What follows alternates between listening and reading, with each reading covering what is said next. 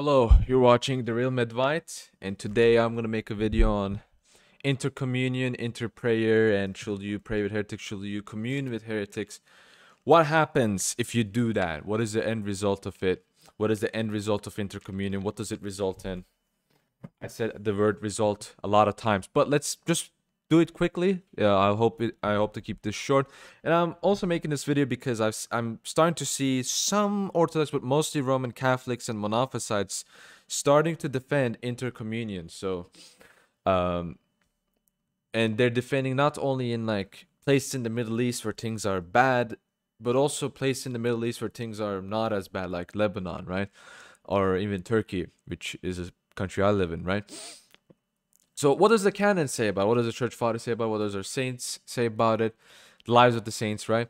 So here are the canons that explicitly speak against not only just communing with heretics and schismatics, but even praying with them, right? So now you might say, oh, but these are against praying with schismatics and heretics. It's not against communing. Well, uh, that is not true because how do you commune? How do you take the Eucharist? You take the Eucharist in a church. What do you do in a church? To pray in a congregation with people. And if that congregation is a heretical congregation, then you're in a schismatic congregation, you're praying with heretics, right? That's the basic idea of it. I'm not gonna go too much into detail because I want to kind of keep things short and cool and a little simple. Just check out the pre-schism council. And when I say pre-schism, I'm also including like before the Monophysite schism and even before the Nestorian schism. These are the canons telling us we're not supposed to pray with schismatics and heretics. Obviously not commune with heretics, they're excommunicated, whatever, blah blah blah blah blah. You can pause the video and read yourself, and you can read the article. I'll put this in the description below. You might ask some questions regarding oikonomia. This article goes further deep into it and in what manner can it be applied.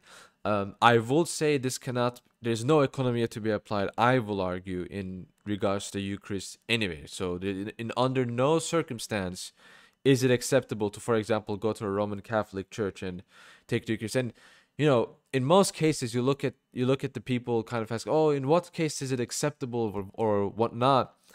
Most of the people that do that, again, as I've said, they don't live in a harsh condition, not in a condition harsher than mine. And mine is, I live in Turkey, but mine is not as harsh. Yes, if I go to a restaurant to the sign of the cross, I will get people looking at me in a bad way. But who cares?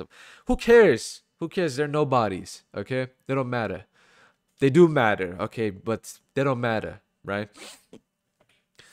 So there's all of that. There's also this article from Orthodox Info you can check out. Some of the canons here are same. It includes the interpretation of Saint Nicodemus.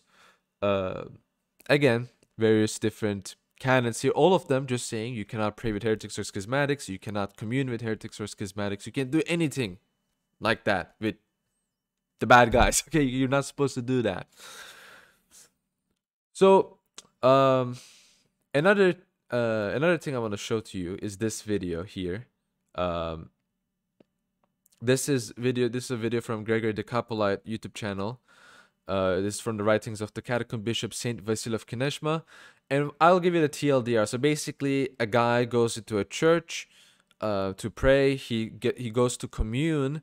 He spits the Eucharist. The priests are starting to panic. They're like, "Oh, is this guy? This guy's blaspheming. What are we supposed to do?" And they realize what he spits out is really not the Eucharist. It's coal, right? So he spits out coal. He vomits coal, basically.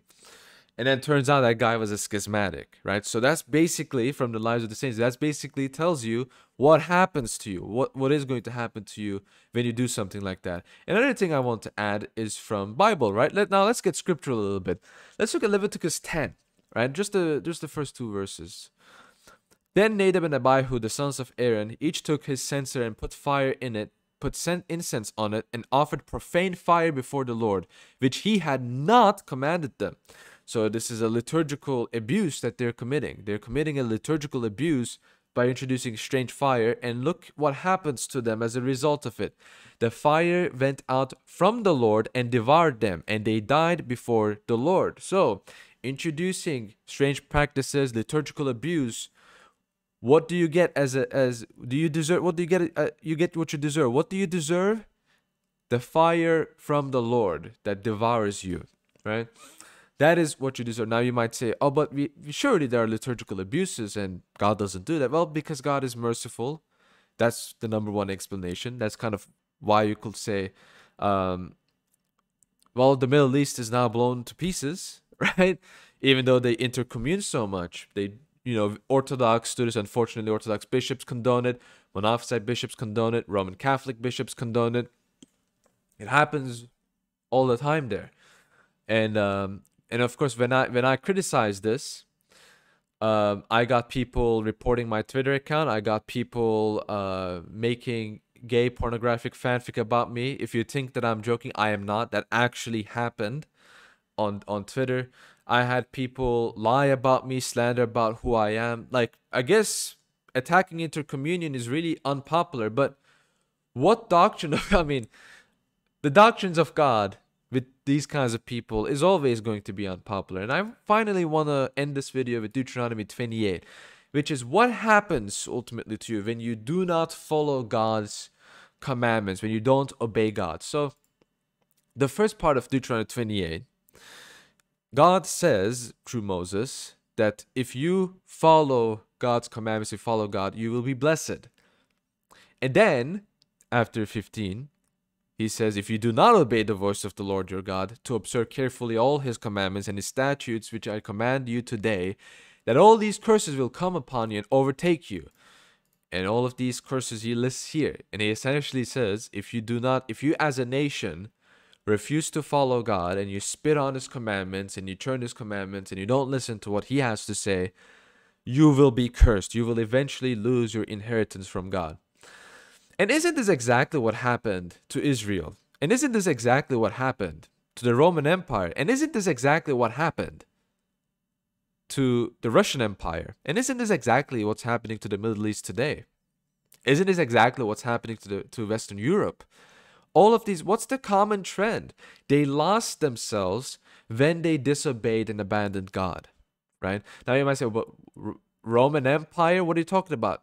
Talking about the Council of Florence. I'm talking about a continuing trend, I will argue, starting from the 9th century until the 15th century, an ever continuing trend of the Romans, you might call them Byzantines, I call them Romans, of where they put the faith into the back burner and they prioritize the empire or the faith. There's such a change.